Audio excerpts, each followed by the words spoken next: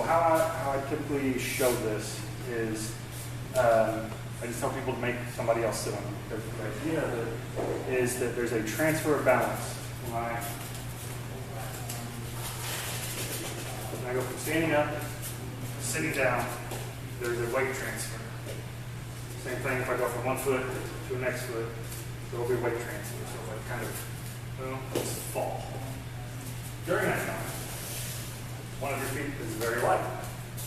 So that's where I kind of say make them sit on.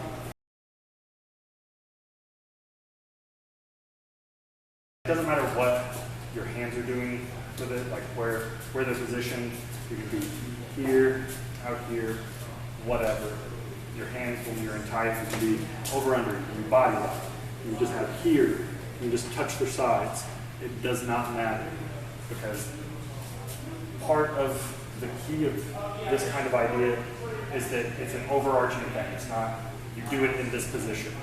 This just helps you get it. I can do one hand and just be here, still pop that up.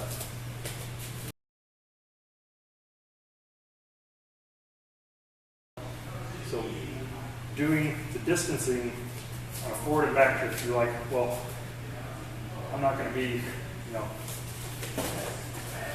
real far out when I do that inside trip. So if I do an inside trip out here, it's very obvious. If you're out here, most likely you're doing an outside trip, right? But where the distancing comes in on a forward back kind of throw is when I get here. Now I'm close, I'm going to pop the hip, right? If I get out here, and I'm doing this kind of throw, and I'm on the side, this is still there going back. So you want to feel that energy going back. But that's more of popping out when I'm way out here. Or even when I'm in here, using the back of my thigh when I'm at this range, and popping that. Especially wizards. Here, we're side to side, right? My wizard, I typically kick at the thigh when I'm out here with a wizard. If I'm in here with a wizard, it's a hip. If I'm way out here, I might pop that back. But those ranges are still very important. Again, I'm transitioning with, I'm not tossing that down. So the closer you get, the more arch, that's something to notice on me, is that when I was out here, it was a very round movement. As I get closer and closer, there will be more arch to it. Instead of being more here and curve, it will come up and curve more. So this one, you'll see more upward motion of the whole body, not just where my leg is doing. The whole body will arch. So I don't want to arch that, and especially on the next one, I'm not going to arch very much.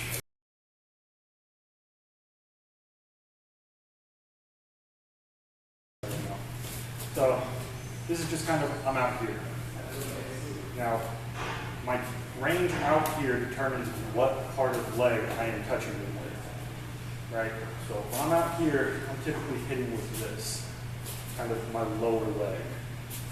In Muay Thai, a lot of times, this is where those things happen. If I'm up here, but what we're going to do is I'm just going to put my foot right next to their foot. I'm going to turn them. You see right there where that weight transfer happens. That's what I want to feel.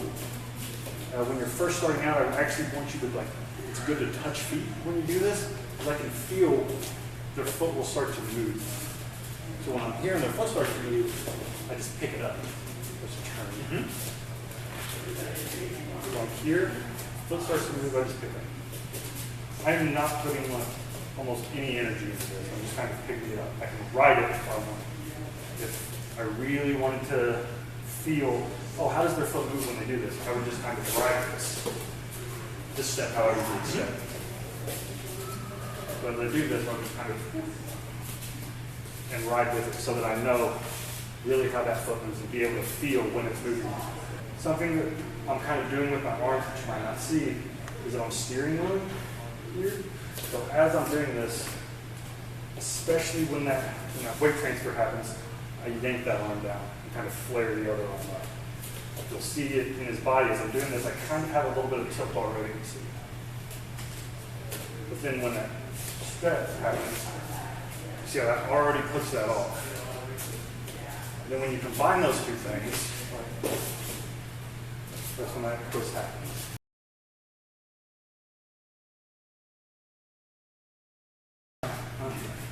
Yep. So next one, first one, foot. This one we're kind of in here, where I can use my knee and my thigh. And doesn't matter where your hands are. I'm doing the same thing. I'm doing this. That transition point's what I'm looking for. What I'm going to do, I'm just going to pop this up. The other side. You can see the leg going up from here. Pop. I'm just doing that. You see that leg really move. This is really where you can see it looks like he's almost starting to sit down on my thigh. And I can lift that. When you want it to dump, you kind of follow it and scoop up, almost like I'm shelving it on my thigh. So I'm here and shelve it. The shelf is the back of his thigh onto my thigh as I pick it up. Here, go here, I shelf that, and pick it up. But I'm here.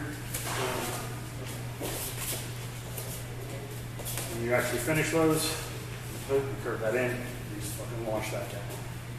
If this is like wrestling, boom, go down with it. It's like a body lock, pick up, pop. Same idea. We'll go here, move.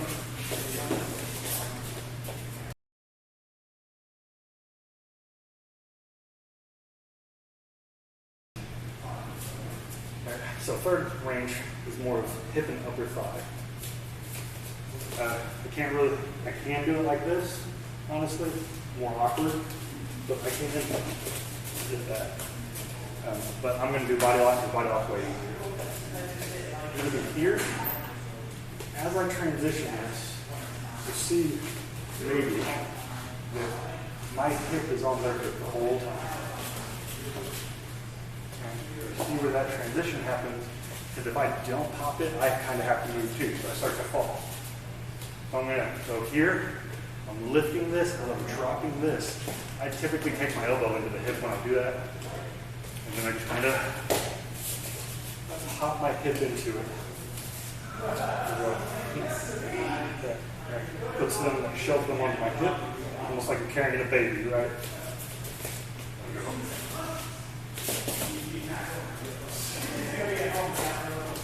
Do it where you pop and pop your leg to kick that up. You can think, a lot of people will think when I'm doing this, like, oh, well, I'm real light. I can't pick up somebody that big. He weighs 50 pounds more than me. I can do this pretty easily. And I've done this a lot. But I can pick up people that are 100 pounds more than me doing this. It's not that. I wouldn't recommend it if you're starting out. You should probably pull something. But like when you get good at this, you're able to just pop that hip. Take them on your toes or off their feet. It isn't that hard, even with someone bigger than you. So I start momentum, and I just change that momentum. I let that momentum pop it. And again, it's just getting that tactile feel, right? And if I wanted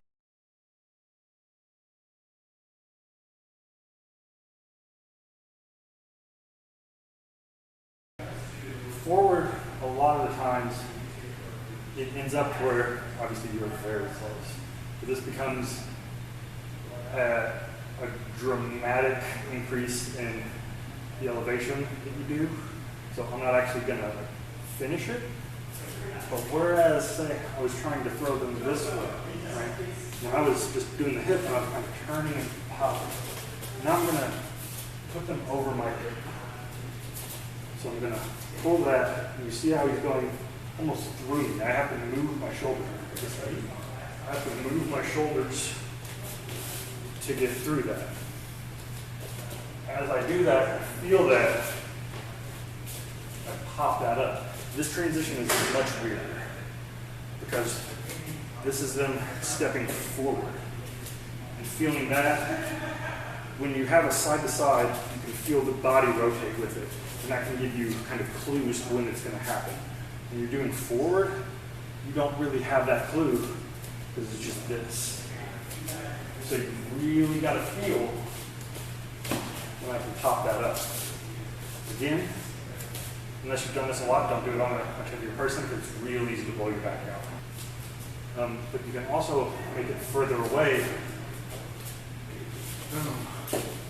Now you can use your other ranges. So I can be here, and you'll see in Muay Thai a lot of times you rips. I can do that rip, and I can step out here. Now what's going to happen is as this hip comes in, the step back comes in, now you see I'm at the range where I'm on my thigh. Just pop that up, same way. And then from way out here, same idea. Just pop that out.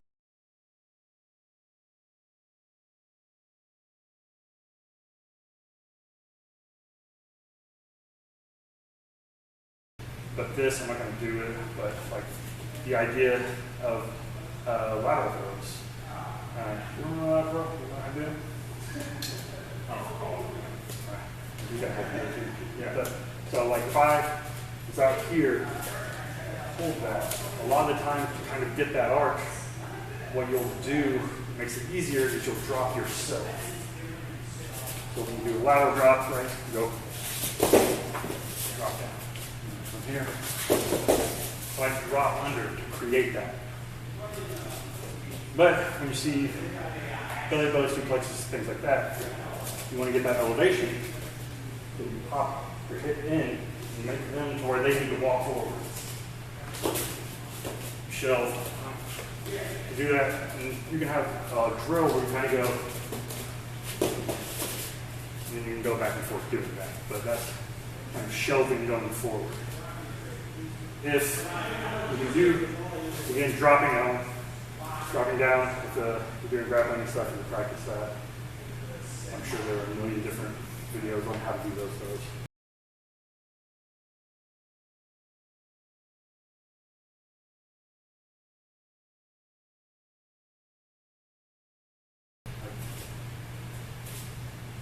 That gets a little weird because I essentially will choose where I am in relation to them during it. So like if I do an inside trip, and use this leg because of this. So if I do an inside trip, right, most of the time I'm going to be in here, and I'm using the back of my thigh to do these inside trips. You want to do, you can use the same idea where I just kind of push forward and step in. You see how he steps right there? That's where I go. I start offsetting that.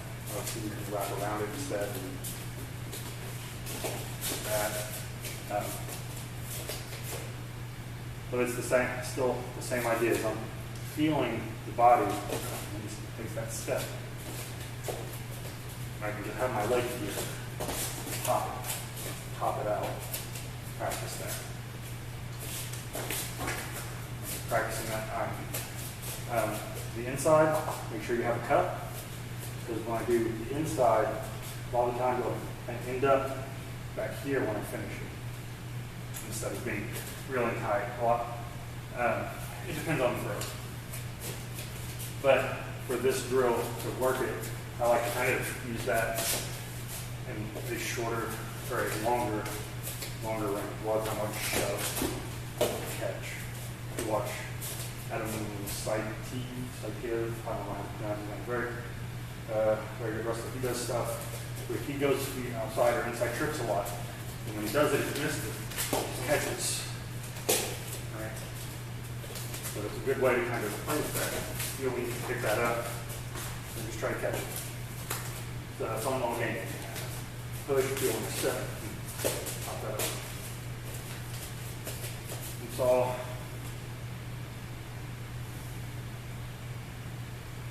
Try not to, as a partner, like just have you put your feet up.